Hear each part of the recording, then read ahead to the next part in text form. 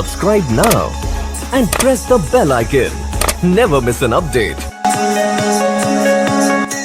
अस्सलामुअलैकुम स्टूडेंट्स, जब हम अपनी वेबसाइट पे या यूट्यूब चैनल पे या अपने ई-कॉमर्स स्टोर पे ऑर्गेनिक अनपेड तरीके से ट्रैफिक लाते हैं, उसे एसईओ कहा जाता है।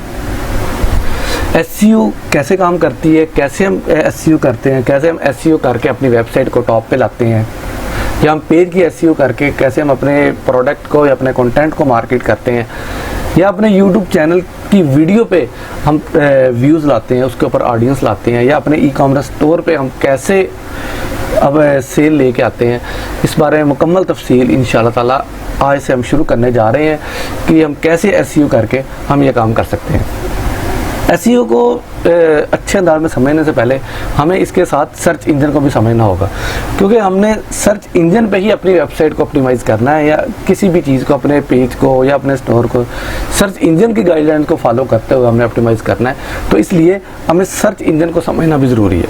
तो सबसे पहली बात है कि सर्च इंजन होता क्या है। तो student, search engine simple word में देखा जाए, सर्च इंजन एक सॉफ्टवेयर है जहाँ पे हम अपनी मर्जी के कीवर्ड्स टाइप करते हैं, वो उसके अगेंस्ट हमारी मर्जी के मुताबिक हमें रेलिवेंट रिजल्ट निकाल के हमें टॉप पे शो कर देता है।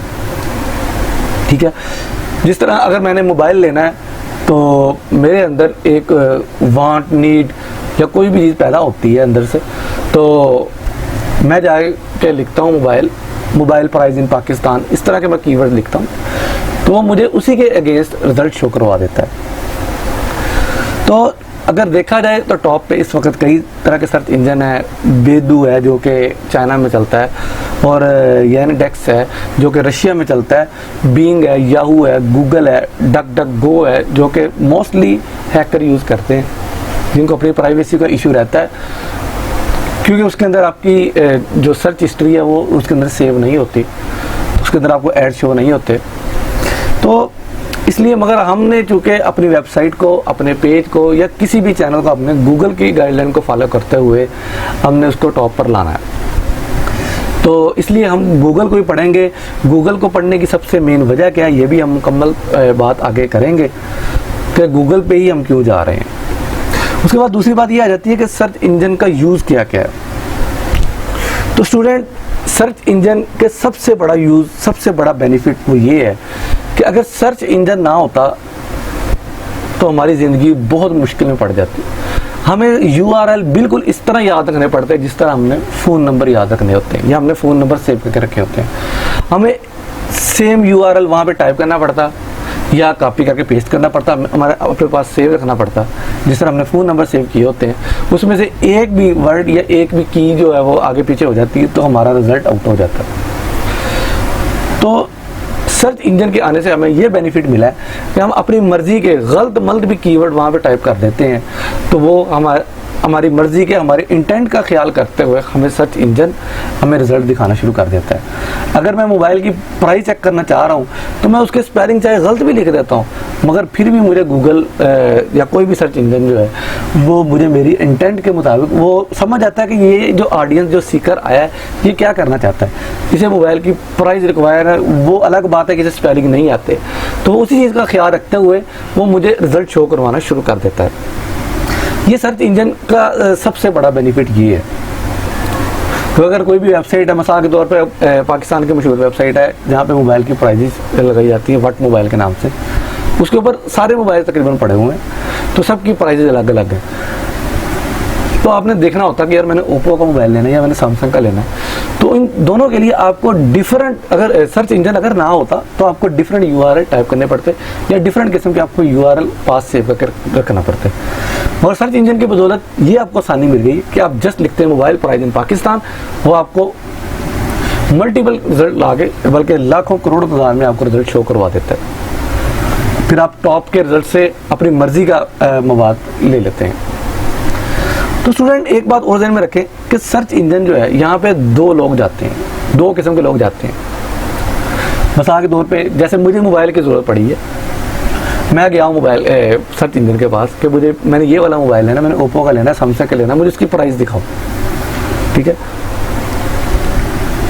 ये तो एक बात होगी। अब दूसरा बंदा कौन जाता है? दूसरा बंदा वो जाता है कि मिसाल के तौर पे अगर मैंने वेबसाइट बनानी है तो मैं यही चेक करने जाता हूँ कि जो टिपिकल यूज़र है, जो सीकर है, जो वहाँ पे मवाद हासिल करने के लिए आ रहा है, वो किस तरह सर्च कर रहा है, वो किन चीज़ों को मद्देनज़र रख रहा है, उसकी सर्च का अंदाज क्या है, उसकी इंटेंट क्या है, वो इन्फॉर्मेशन चाहता है, वो चीज़ ख़रीदना चाहता है।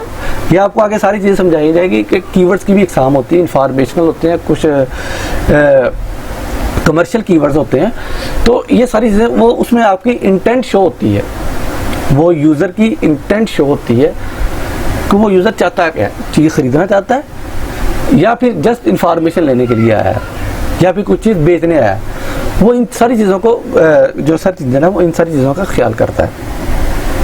और जो प्रॉपर्टी ओनर है, जिसने चैनल रैंक करवाना है, वेबसाइट रैंक करवानी है, पेज रैंक करवाना है, वो भी यही चीज़ देखने जाता है कि ये जो सीकर जो आ रहा है वो क्या क्या सर्च करके आ रहा है, वो किन चीज़ों पर सर्च करके, अगर उसने मोबाइल की प्राइस उसे मालूम करनी है तो वो किन कीवर्ड्स को टाइप करता है, अगर उसने मोबाइल की स्पेसिफिकेशन देखनी है तो वो किन कीवर्ड्स को टाइप करता है, अगर उसने मोबाइल के न्यू मॉडल जो लॉन्च होने वाले हैं अगर वो देखना चाह रहा है तो वो कौन से कीवर्ड वो टाइप कर रहा है।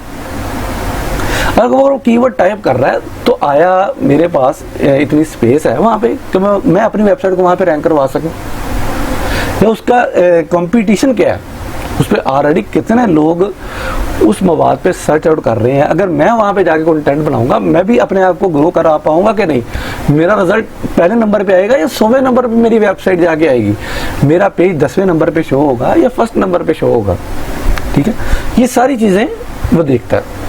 और दूसरी बात जो है वो प्रॉपर्टी ओनर ये देखता है कि सर्च इंजन क्या कर रहा है। सर्च इंजन यार मोस्ट बात है, एक आम सी बात है, एक जनरल बात है कि कोई भी दुकानदार, कोई भी जो कारोबार व बिजनेसमैन है, वो यही चीज़ ख्याल रखता है कि मेरा जो क्लाइंट है वो क्या चाहता है, जिससे मैं बिजनेस ले रहा हूँ, जिसको अपनी चीज़ बेच रहा हूँ, जिसको मैं अपना कंटेंट आगे शेयर कर रहा हूँ, वो क्या चाहता है, वो उसकी इंटेंट का ख्याल रखते हुए वो अपनी गाइडलाइन बनाता है। अब यहाँ पे आपके सामने 3 पार्टीज हैं, एक सर्च इंजन, ये थोड़ी सी तरतीब आगे पीछे है, ये ध्यान में रखें, एक सर्च इंजन है और उसके बाद एक सीकर है और एक वेबसाइट ऑनर है। अब जब आपने वेबसाइट बनानी है, जब आपने अपना चैनल या पेज बनाना है, तो आपने क्या चीज़ देखनी है, आपने सबसे पहले सर्च इंजन के पास जाना है। सर्च इंजन से पूछना है कि आपकी टर्म्स एंड कंडीशंस क्या क्या हैं, आप कौन सी गाइडलाइन को फॉलो करते हुए लोगों की वेबसाइट को रैंकिंग में लेके आते हैं। ठीक है, वो आपसे कहेगा कि आप चेक करें कि जो सीकर है वो क्या सर्च कर रहा है। आप सीकर की इंटेंट का ख्याल रखें, अगर सीकर खुश हो गया तो मैं भी खुश हो जाऊंगा। अगर सीकर के मर्जी के मुताबिक आपने मवाद प्रोवाइड कर दिया तो मैं आपको सर्च रिजल्ट में ले आऊँगा, मगर वहाँ पे भी एक शर्त होती है कि जो आप मटेरियल प्रोवाइड कर रहे हैं वो इलीगल ना हो, वो आपके नेशनल और इंटरनेशनल कवानीन के से मैच कर रहा हो। ठीक है, अगर कोई बंदा असले की वेबसाइट बना लेता है या कोई और ड्रग्स की वेबसाइट बनाता है तो वो उसको वैसे उठा के क्या कहते हैं कचरे के बॉक्स में फेंक देगा, सैंड बॉक्स में उसे डाल देगा, वो उसे ना रैंकिंग देगा ना कुछ देगा, वो आपकी वेबसाइट का फायदा ही नहीं होगा। ठीक है, तो ये चीज़ें सारी जो ना, अब इन अगर आपने वेबसाइट बनानी है आपने इन दोनों का ख्याल करना है, क्योंकि सर्च इंजन जो है वो किसका ख्याल करता है, वो आपका ख्याल नहीं करता, वो ये ख्याल करता है कि जो ऑडियंस है वो क्या चाहती है, जिसकी वजह से मुझे बिजनेस मिल रहा है, जिसकी वजह से मेरे पास एड्स आ रहे हैं, वो क्या चाहती है। ठीक है, वो अगर उनका ख्याल नहीं करेगा तो सर्च इंजन जाहिर सी बात है फ्लॉप हो जाएगा। सर्च इंजन जैसे बाकी सर्च इंजन है, याहू है, बिंग है, उनको इतनी पसीराई नहीं मिली जितनी गूगल को मिली है। उसकी क्या वजह है कि वो ऑडियंस की इंटेंट का ख्याल नहीं करते। तो इसलिए हमने भी जब जाना है, हमने ऑडियंस की, अगर हमने मोबाइल की प्राइस पे हम वेबसाइट बना रहे हैं, ये मैं आपको सिंपल मिसाल दे रहा हूँ, इसका मतलब नहीं कि आप इसी पे जाकर वेबसाइट बनाएं। अगर आपने वेबसाइट बनानी है तो आपने उसकी इंटेंट का ख्याल करना है। ठीक है, और यहाँ पे मैंने एक और टर्म लिखी है, सर्च इंजन रिजल्ट पेजेस। कि सर्च इंजन जब हम कोई सर्च करते हैं, जो हमारे सामने पेज ओपन आता है जिसके ऊपर हमें मुख्तलिफ रिजल्ट शो हो रहे होते हैं सर्च इंजन के अंदर, उसे सर्च इंजन रिजल्ट पेज कहते हैं। SER सर्प के नाम से उसे कहा जाता है। उसे सिंपल वर्ड में बिल्कुल उसका जो सर्प है वो इसी का मुखफ़फ़ है। ठीक है, तो इन चीज़ों को गाइडलाइन करना है। तो हमने ये भी देखना है कि सर्प के अंदर वही पेजेस शो होते हैं, वही वेबसाइट उनके अंदर आती हैं जो कि गूगल की गाइडलाइन को, सर्च इंजन की गाइडलाइन को मुकम्मल तौर पर फॉलो करती हैं। जो उसके अगेंस्ट जाती हैं वो गूगल वैसे ही उनकी अपने पेज से हटा देता है, सर्फ से हटा देता है। जब वो सर्फ से हटा देता है, फिर चाहे आप 100वें नंबर पे भी हो तो आपको रैंकिंग नहीं मिलने वाली। स्टूडेंट, हमने ये तो देख लिया कि जो सर्च इंजन है वो अपने सीकर की इंटेंट का ख्याल रखते हुए अपनी गाइडलाइन, अपने रूल्स और टर्म्स एंड कंडीशन बनाता है। तो अब जो इस सॉफ्टवेयर का ये जो काम है, जो इसका एल्गोरिथम है, वो कैसे काम करता है, वो मैं आपको ये आप उसको सिंपल वर्ड में ये समझे कि देखें, कोई भी वेबसाइट है वो 3 वर्ड से शुरू होती है, www, ठीक है, जैसे www.urdupoint.com। तो ये www वर्ल्ड वाइड वेब का मुखाफा है, यहाँ पे ट्रिलियन वेबसाइट पड़ी हुई है, ठीक है। और जब कोई भी कंटेंट क्रिएटर, कोई भी प्रॉपर्टी ओनर जब अपनी प्रॉपर्टी वहां पे बिल्ड करता है, या कंटेंट क्रिएटर अपना कंटेंट पब्लिश करता है, तो वो जो क्रॉलर होती है, जिसे गूगल स्पाइडर भी कहा जाता है, वो उसका डाटा वहां से उठा के इसके लोकल हार्ड ड्राइव में सेव कर देती है। जो इसके पीछे डाटाबेस में जो हार्ड डिस्क पड़ी हुई है, वहां पे जाके गूगल के जो हार्ड डिस्क है वहां पे जाके डाटा सेव कर देता है। अगर मैं एक कंटेंट क्रिएटर हूँ, मैं कंटेंट जैसे ही पब्लिश करता हूँ, क्रॉलर जो है वो वहां से मेरा डाटा उठाएगी, क्योंकि क्रॉलर का काम ही ये है, वो रेंगती है, जैसे गूगल स्पाइडर भी कहते हैं, जैसे मकड़ी है, वो रेंगती रेंगती जाला बुनती बुनती आगे चलती है, ठीक है। जैसे मकड़ी जाला बनाती है, वैसे ये वेबसाइट का एक जाला बनाती रहती है और साथ में डाटा सेव कर देती है, एक मखसूस जगह पे जाके वो डाटा सेव कर देती है। फिर उसके बाद बारी आती है इंडेक्सर की। इंडेक्सर क्या करता है? इंडेक्सर देखता है कि जो प्रॉपर्टी बिल्डर ने, जो प्रॉपर्टी ओनर है, इसने जो डाटा सेव किया वो डाटा किस किस्म का है, वो इंफॉर्मेशनल डाटा या कमर्शियल डाटा या कोई और कैटेगरी में आ रहा है, ठीक है। उसके अंदर कोई किस कैटेगरी में वो डाटा आ रहा है, तो वो उसे उठा के उस कैटेगरी में डाल देता है, ठीक है। तो उसके बाद वो ये भी देखता है कि ये जो डाटा, ये इसकी ऑडियंस कौन कौन सी है, ठीक है। उस हिसाब से वो एक मखसूस कैटेगरी में जाके डाटा डाल देता है। फिर उसके बाद बारी आती है एक रैंकिंग एल्गोरिथम की। जब कोई भी सीकर या टिपिकल यूजर आके मवाद सर्च करता है, वो चेक करता है कि वो अपनी मर्जी का मवाद, रेलिवेंट कीवर्ड जो जब वो टाइप करता है, तो रैंकिंग एल्गोरिथम जो अब अपना काम करना शुरू कर देता है। रैंकिंग एल्गोरिथम का क्या काम होता है?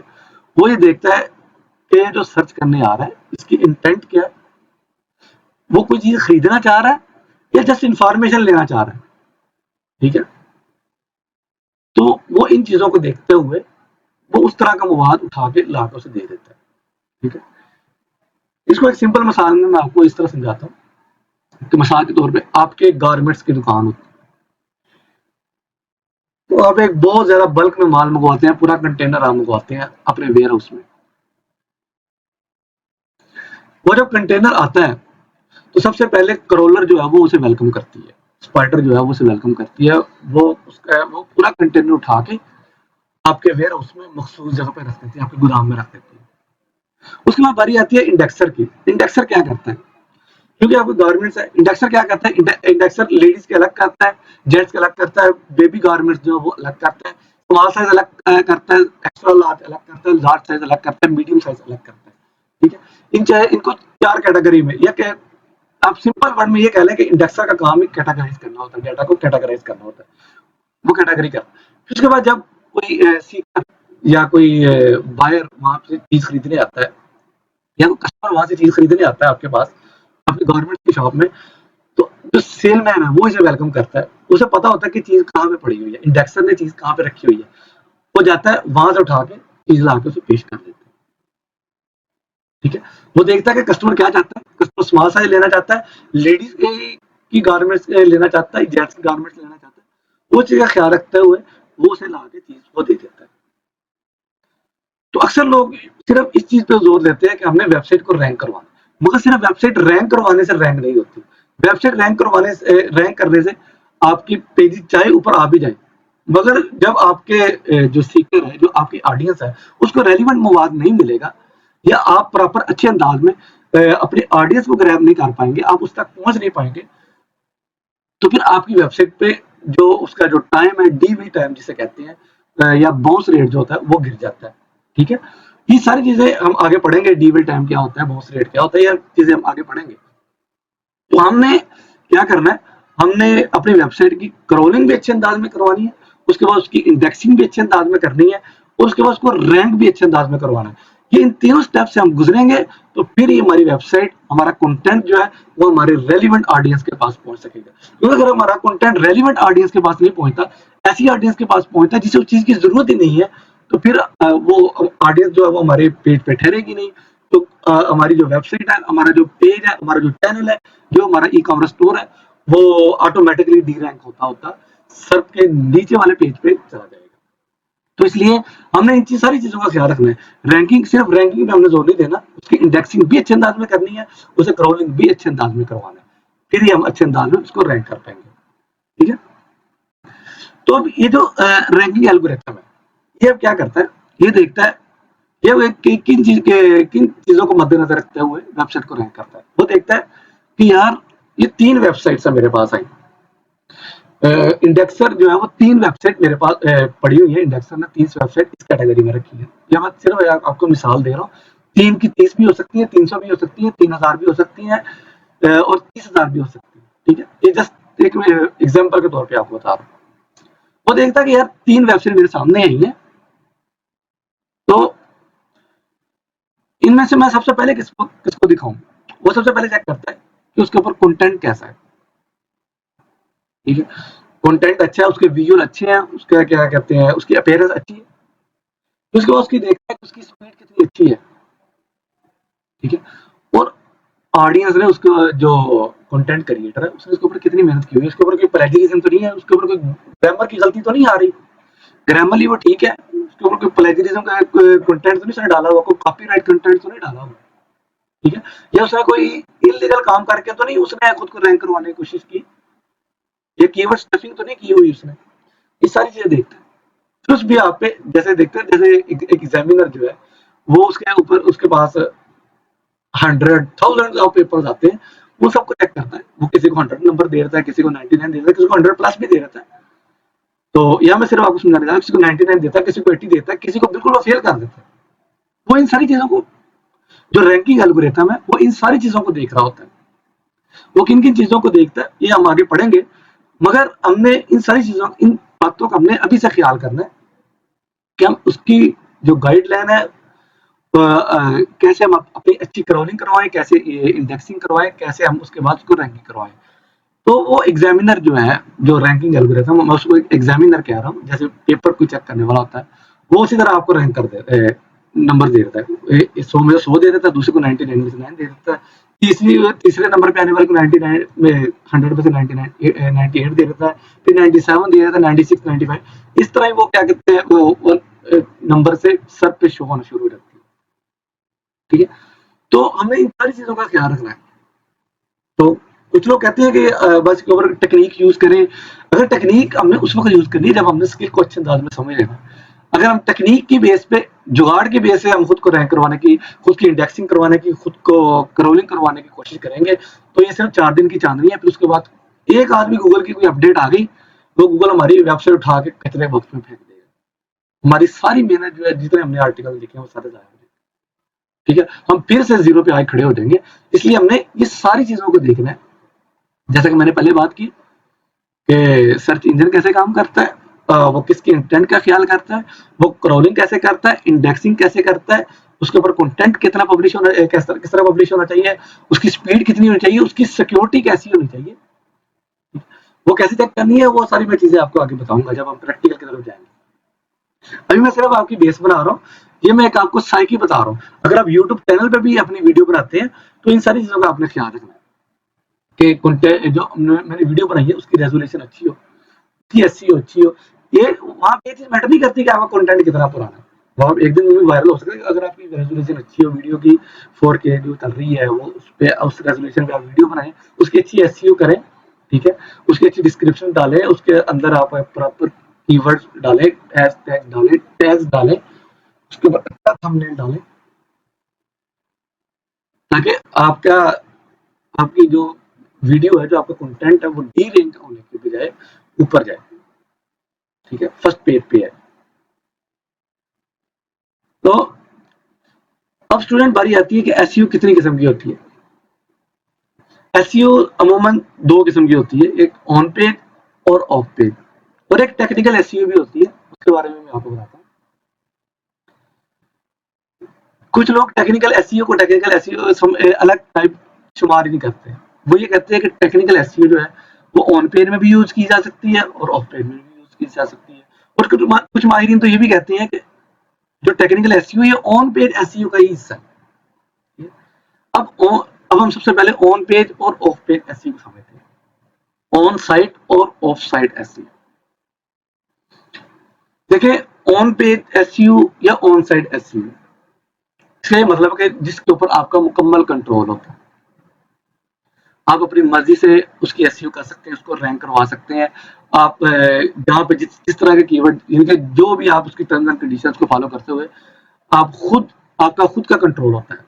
आप उसे प्रॉपर खुद अच्छे अंदाज में कर सकते हैं। आपकी जो आपने टेक्निकल उसके अंदर तब्दीलियां लाई होती है, उसके अंदर चेंजिंग की होती है, उसको कोई छेड़खानी नहीं कोई कर सकता।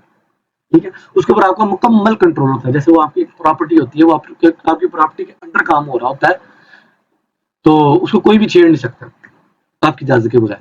और दूसरा आती है ऑफ पेज। ऑफ पेज और ऑफ साइड एसईओ, वो एक आपकी बाउंड्री से, आपकी जो प्रॉपर्टी की बाउंड्री होती है, उसके चार दीवारी होती है, उसके बाहर काम हो रहा होता है। ठीक है, उसके बाहर काम हो रहा होता है, उसको लोग छेड़ भी सकते हैं। वो आपकी क्या कर, जो आपने वर्क किया होता है, जो आपने लिंक से बिल्ड किए होते हैं, वो उसको कोई भी हटा भी सकता है। ठीक है, वो उसकी ऑनरशिप किसी दूसरे के पास होती है।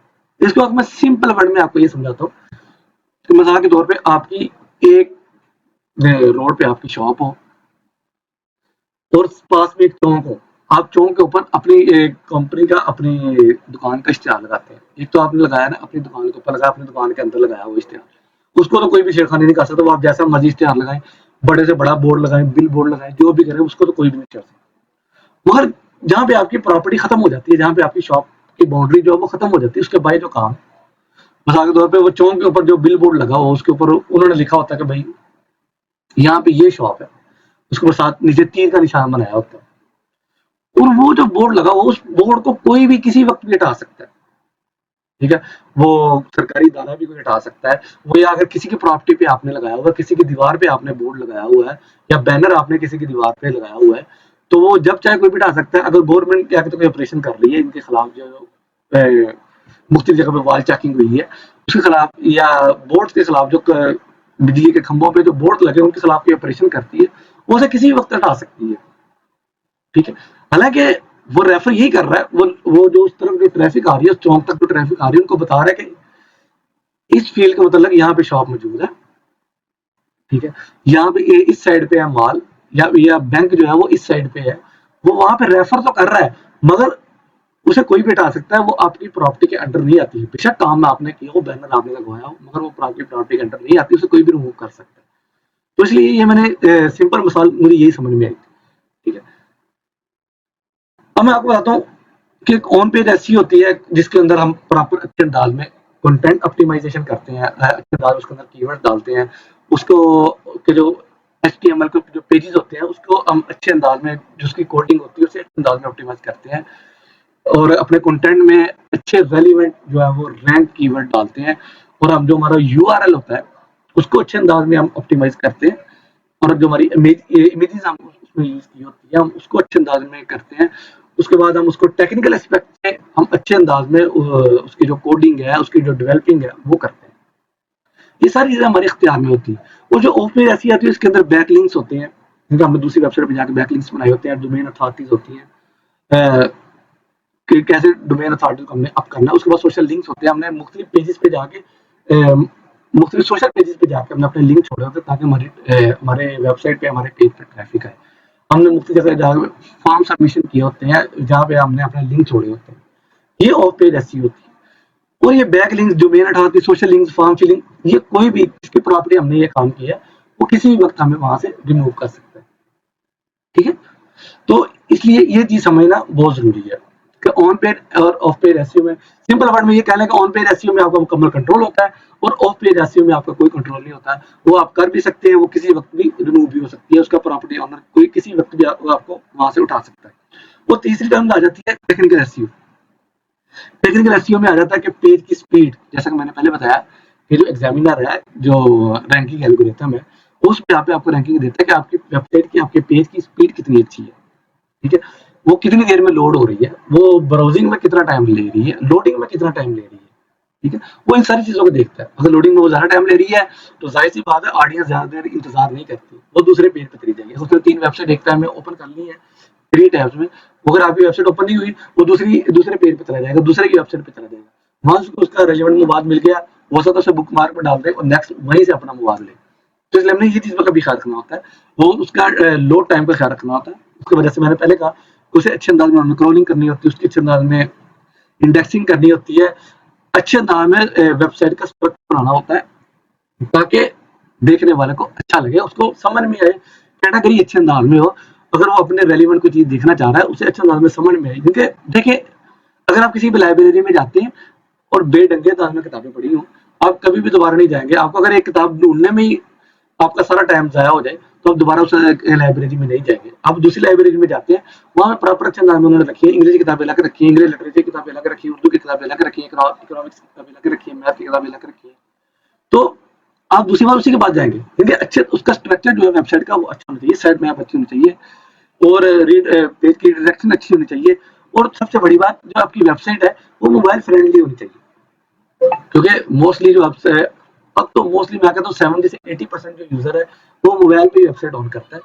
तो हमने अपनी वेबसाइट को प्रॉपर मोबाइल फ्रेंडली बनाना होता है, ठीक है। तो प्रॉपर्टी चाहे कोई भी हो, जो मैंने आपको ये साइकिल बता रहा हूँ, प्रॉपर्टी आपकी कोई भी हो, वेबसाइट है, यूट्यूब चैनल है, ई कॉमर्स स्टोर है, कोई भी हो, आपने उसको इन सारी चीजों का आपने यहाँ पे ये अप्लाई हो रही, क्योंकि वेबसाइट आपका एक ऑन मीडिया बिल्ड होता है, इसलिए मैं वेबसाइट पे ज्यादा जोर दे रहा हूँ। हो सकता है कि इसके ऑप्शन जो है वो वेबसाइट के अलावा कहीं और ना हो, मगर आपने ये माइंडसेट जो है ना वो यही बना के रखना कि एसईओ के बंदे का माइंडसेट इस तरह का होना चाहिए, फिर ही वो आगे चल सकता है। वो जब आपको ये वाले माइंडसेट आपका क्लियर हो जाएगा, आपका एसईओ का माइंडसेट बन जाएगा, फिर आपको ना वेबसाइट रैंक करने में मुश्किल होगी। इसको सिंपल दूसरे फॉर्म में अगर मैं यूं कहूँ, अगर आपको वेबसाइट रैंक करना आ गई अच्छे अंदाज में, ना आपको यूट्यूब चैनल रैंक करवाना मुश्किल होगा, ना फाइवर पे गिग रैंक करवानी मुश्किल होगी, ना फेसबुक पेज, ना अपना स्टोर रैंक करवाना मुश्किल होगा, ठीक है, क्योंकि आपको बेसिक साइकी समझ में आ जाएगी, अपनी ऑडियंस की साइकी आपको समझ में आ जाएगी। जब आपको अच्छे अंदाज में साइकी समझ में आ जाएगी तो फिर आप पेड ऐड भी अच्छे अंदाज में चला सकेंगे। तो स्टूडेंट, कोई भी काम होता है उसे काम करने के 2 तरीके होते हैं, एक सही तरीका होता है, गलत तरीका होता है। तो इसी तरह एसईओ को भी काम करने के 2 ही तरीके हैं, एक गलत है, एक सही है, ठीक है। तो इसलिए हमने गलत तरीका क्या क्या उसके अंदर, इसलिए गलत तरीका करने वाले को हम कहते हैं ब्लैक हैट, और जो काम अच्छे अंदाज में करता है उसे हम व्हाइट हैट एसईओ कहते हैं। अब व्हाइट हैट जो एसईओ एक्सपर्ट है वो क्या करते हैं, उसको कंटेंट को ऑप्टिमाइज करते हैं, क्वालिटी कंटेंट डालते हैं, डुप्लीकेट कंटेंट नहीं डालते, रेलिवेंट इंटरलिंक डालते हैं और स्ट्रॉन्ग इंटरलिंक डालते हैं, बैक लिंक बनाते हैं, उसके साइट मैप बनाते हैं और टेक्निकल एस्पेक्ट से उसको बेहतर से बेहतर बनाते हैं, ठीक है। जैसा कि मैं पहले बता चुका हूँ कि ऑन पेज और ऑफ पेज एसईओ में हम क्या क्या काम करते हैं। तो वहाँ ब्लैक ऐड आती है, कीवर्ड स्टफिंग, इनके बेजा कीवर्ड जहाँ पे जरूरत भी नहीं है कीवर्ड की वहां पे हम डाल देते हैं, डुप्लीकेट कंटेंट डालते हैं, ठीक है, और क्लॉकिंग करते हैं, यानी कि दिखाते कुछ है और भेजते कुछ और चीज है। जैसा कि अमूमन जो ऑनलाइन स्टोर वाले जो काम करते हैं, पिक्चर कोई और दिखा रहे होते हैं और जो जब हम ऑर्डर करते हैं वो चीज कोई और आती है, समझ नहीं आती, ठीक है। हिडन टेक्स्ट और लिंक्स, आपके पेज आपकी वेबसाइट का जो पेज है उसका एक कलर है, व्हाइट कलर है, आप उसके ऊपर लिंक्स भी व्हाइट कलर में डाल देते हैं, जिनको वो नजर तो नहीं आता, मगर वो आप जो सर्च इंजन है आप उसकी जो रूल्स है उनको तोड़ रहे हैं, उनको तोड़ते हुए आप किसी वक्त वो आपको डी रैंक कर सकता है, ठीक है। लिंक फार्मिंग है, लिंक स्पैमिंग है, तो इस तरह के ये काम जो है ये हम करते हैं। और इसके बाद एक दरमियानी रास्ता एक आता है जिसे ग्रे हेड एसईओ कहते हैं। तो मैं आपको अभी सजेस्ट नहीं करूंगा कि आप ग्रे हेड एसईओ की तरफ जाएं, ठीक है। ब्लैक हेड एसईओ की तरफ से आपने बिल्कुल भी नहीं जाना, आपने बिल्कुल भी ब्लैक हेड एसईओ की तरफ नहीं जाना, आपने कोई भी ऐसा गलत काम करना ही नहीं है जिसकी वजह से आपके लिए मुश्किल हो और अनएथिकल वे से आपने खुद को रैंक नहीं करवाना। कोई भी शॉर्टकट नहीं ढूंढना, किसी भी शॉर्टकट से आप पेमेंट नहीं अर्निंग नहीं कर पाएंगे। 4 दिन अर्निंग करने में उसका क्या फायदा, एक कमाई हराम और दूसरा आपका एसिड जो है वो किसी काम नहीं आएगा। वो उठा के आपको कचरा के बॉक्स में डाल देगा। तो इसलिए हमने ब्लैक हैट वाले काम की तरफ तो हमने जाना ही नहीं है। व्हाइट हैट अभी मैं आपको ये सजेस्ट करूंगा कि आपने व्हाइट हैट की तरफ रहना है। मोस्टली एक्सपर्ट क्या करते हैं, वो ग्रे हैट काम करते हैं। ग्रे हैट का क्या मतलब होता है, ग्रे हैट वाले ये करते हैं कि 5% जो है वो टेक्निक्स ब्लैक हैट वाली यूज करते हैं और 95% जो है वो व्हाइट हैट वाली कर लेते हैं। मगर आपने नहीं जाना, क्योंकि आप एक्सपर्ट नहीं है। आप ही कब 5% 95% बन जाए तो आपके लिए मुश्किल पेश आएगी, तो आपको समझ नहीं आएगी। ठीक है, तो इसलिए आपने वो वाला रास्ता ही नहीं अभी खोलना। तो इसलिए मैं उम्मीद करता हूँ कि आपको एसईओ की जो जितनी बेसिक टर्म्स जो मैंने आपको बताई हैं वो आज आपको समझ में आ गई होंगी।